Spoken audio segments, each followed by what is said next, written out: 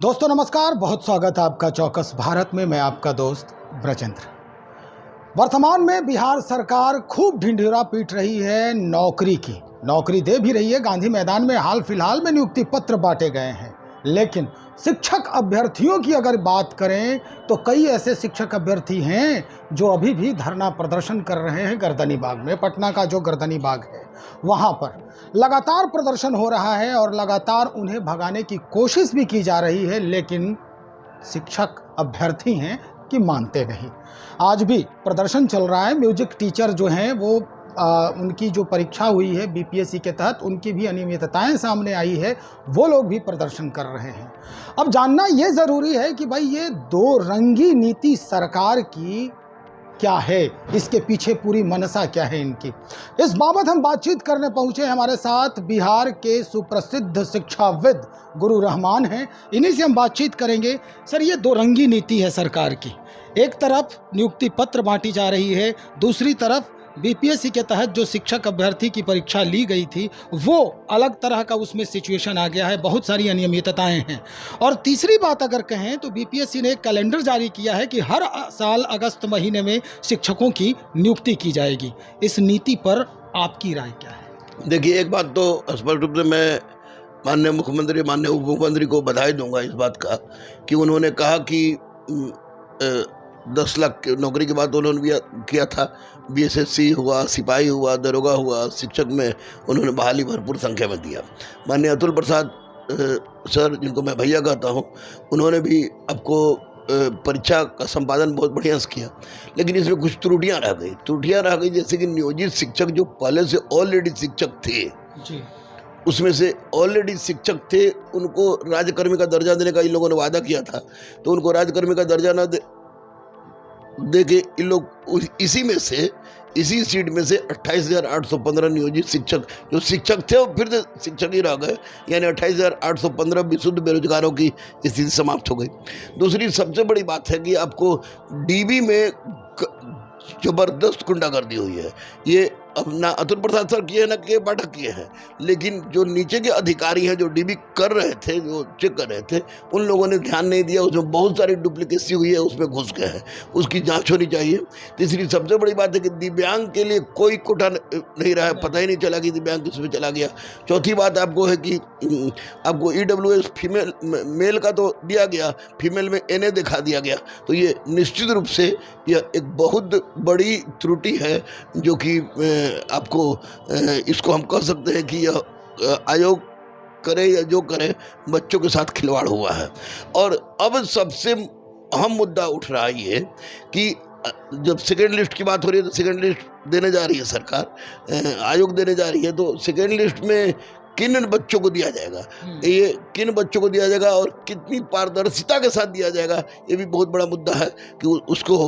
दूसरी सबसे बड़ी बात कि आपने फर्स्ट फेज में CTET वाले को अपेयरिंग को मौका दिया था, तो इस सेकेंड फेज में CTET अपेयरिंग का, BTET अपेयरिंग का, BEd वाले बेचारे 5-5 साल बैठे हुए हैं, उन लोग को आप मौका क्यों नहीं दे रहे हैं? तो निश्चित रूप से यह बच्चों के साथ खिलवाड़ है, इसको हम खिलवाड़ कर सकते हैं। अभी भी गर्दनी बाग में प्रदर्शन हो रहा है। म्यूजिक टीचर वाले जिन्होंने परीक्षा दिया उनके साथ भी कुछ गड़बड़ियां हुई हैं। उसके बाद अगर देखें तो कई ऐसे अभ्यर्थी हमको मिले, हमने ही खबर चलाई थी, एक्सक्लूसिव हमारी खबर थी कि उनके प्रश्न पत्र में भी काफ़ी गड़बड़ियां थी। मतलब A सीरीज पहले पन्ने पर है, बाकी में B सीरीज है।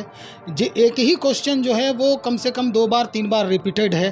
तो ऐसी अनियमितताएं, ऐसी गड़बड़ियां जो हो रही हैं, सरकार के जहन में ये बात नहीं जा रही है। ये बात आखिर वो किस तक पहुंचाएं, कैसे ले जाएं? छात्र नेता भी कई बार इस बात को उठा रहे हैं। तो अब आप एक गुरु हैं और हमेशा छात्र हित की बात करते हैं, क्या इन लोगों के लिए आपके तरफ से कोई अग्रगण्य भूमिका निभाई जाएगी? देखिए, मैं तो शुरू से जुटा हुआ इन लोगों के साथ। तमाम तरह की, जैसे सिपाही में धांधली हुआ तो उसके लिए मैं चिल्लाता रहा उस समय, तो जब तक कैंसिल नहीं हुआ। शिक्षक अभ्यर्थी बैठे हुए थे भूकंप के दिन, तो मुझे लगा कि गुरु होना बेकार है, अगर मैं नहीं जाता हूँ तो मैं रात को 2 बजे वहाँ पर धरना स्थल पर पहुँच गया। मेरा कहना है कि केवल आपको एक क्वेश्चन का रिपीटेशन नहीं है, या एक सीरीज के साथ साथ भी सीरीज जुट गया नहीं है, बहुत सारे क्वेश्चन का आंसर भी गलत दिया गया है। तो इसके लिए बच्चे आयोग के पास जाएंगे, मुख्यमंत्री और उप मुख्यमंत्री क्वेश्चन सेट करते नहीं है, आयोग के पास जाएंगे। लेकिन आयोग की एक बात सबसे खतरनाक यहाँ पर साबित हुई कि आयोग ने स्पष्ट रूप से कह दिया है कि अगर थोड़ी सी भी आप में गलती होती है तो आपको तमाम परीक्षाओं से वंचित कर दिया जाएगा। तो नोटिस भी दिया गया है। नोटिस भी दिया, 6 बच्चों पर नोटिस भी दिया गया है। तो अगर इस तरह की बातें होगी तो बच्चों में भय का वातावरण पैदा होगा। तो मैं कहता हूं कि बच्चे कोर्ट के माध्यम से या मेरे माध्यम से, मैं जाने के लिए अब तो मेरी नौकरी का उम्र है नहीं कि नौकरी करें, तो मैं कह रहा हूं कि बच्चे डरे नहीं। कितने लोगों को बीपीएससी बाहर करेगा? अगर जो गलती है तो है, क्वेश्चन का रिपीटेशन है, एक के साथ भी जुटा हुआ है और भाई बोल रहे हैं, और 6-6 7-7 क्वेश्चन का आंसर गलत है। तो डरने की आवश्यकता नहीं है, वे आगे बढ़े। गुरु रहमान उनके साथ था, है और रहेगा। और देखते हैं कि आयोग में कितना दम है कि सारे लड़कों को निकाल दे। अगर सारे गलती को सारे लड़के आयोग के समक्ष रखते हैं तो मुझे नहीं लगता है कि बच्चों के साथ एक बाल भी बच्चों का कोई बाल बांका कर पाएगा। मैं अहिंसात्मक आंदोलन में विश्वास करता हूं और अहिंसा के बल पर देश को आज़ाद होते मैंने सुना है और पढ़ते भी हैं, पढ़ाते भी हैं। तो अगर इसके लिए बच्चे अगर अहिंसात्मक आंदोलन कर रहे हैं तो करें, और मैं उनके साथ था, हूँ और रहूंगा।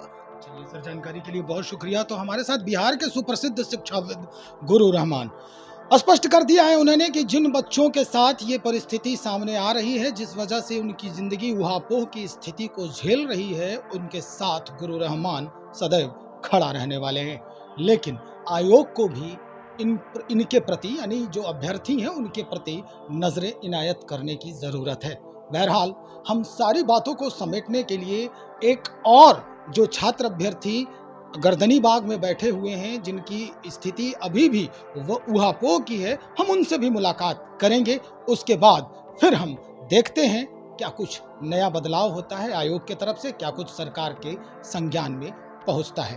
तब तक बने रहे हमारे साथ। बहुत शुक्रिया आपका।